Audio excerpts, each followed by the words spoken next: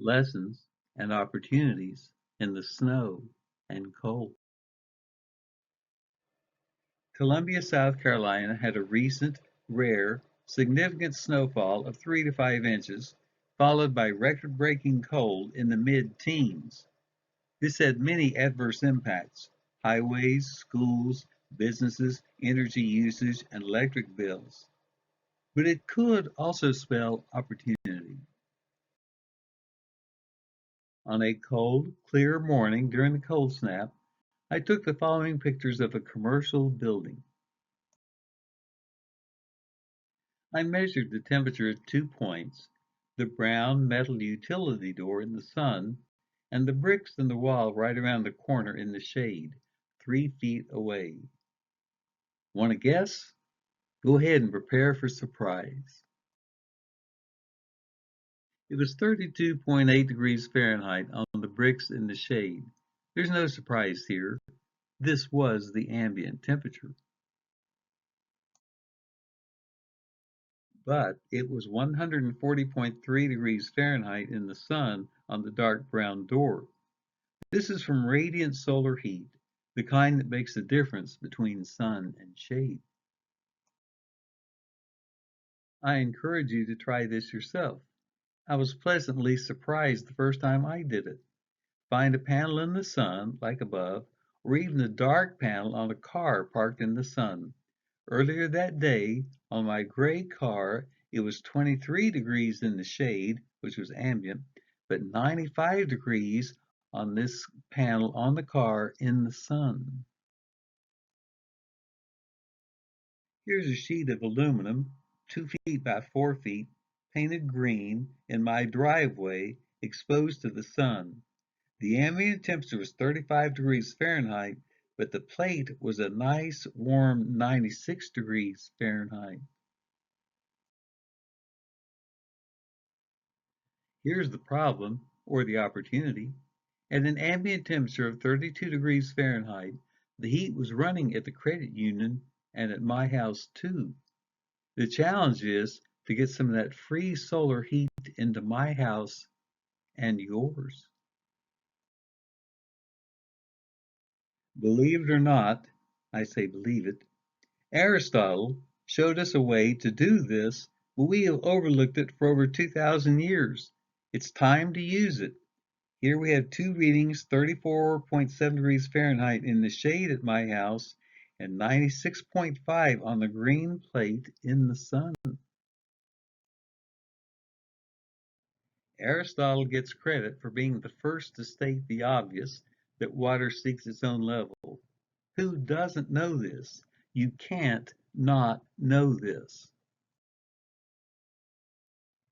This is commonly illustrated with a U-shaped tube.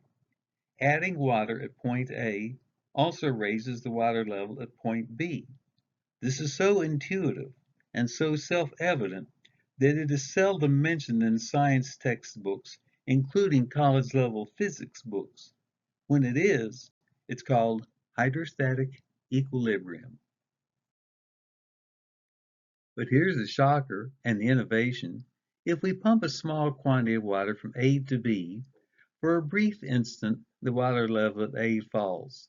The water level at B rises. But because water seeks its own level, both return to their original levels.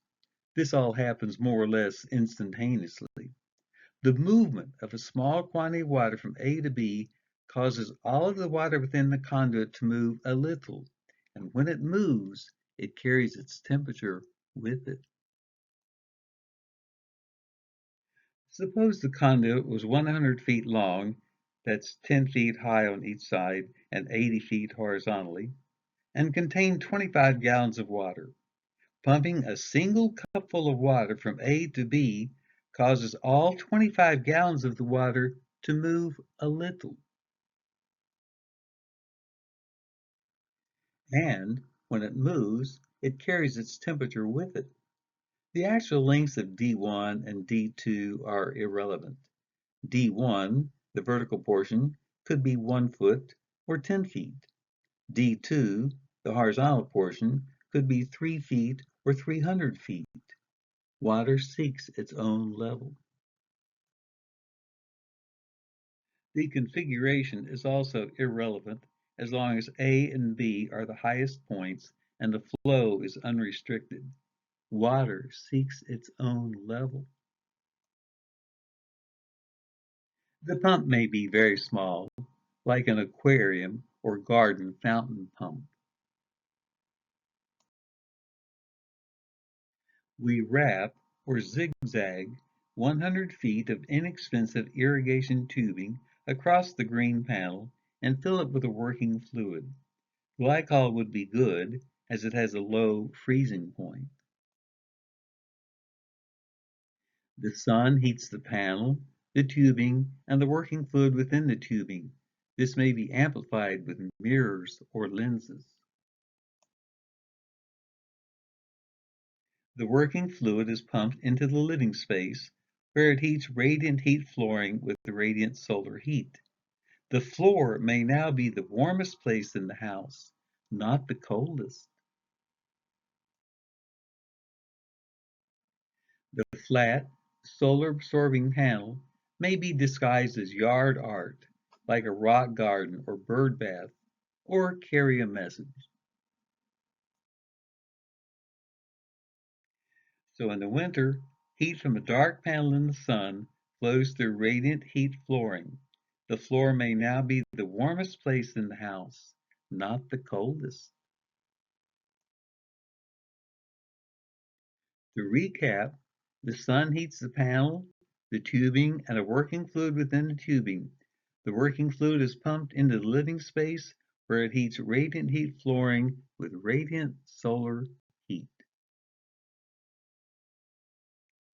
This has a U.S. patent. The number is shown there. The title is Heat Transfer System Utilizing Dynamic Fluid Leveling. For further information, please contact John Saavedra. My email address is my last name, Saavedra, at mindspring.com. Thank you.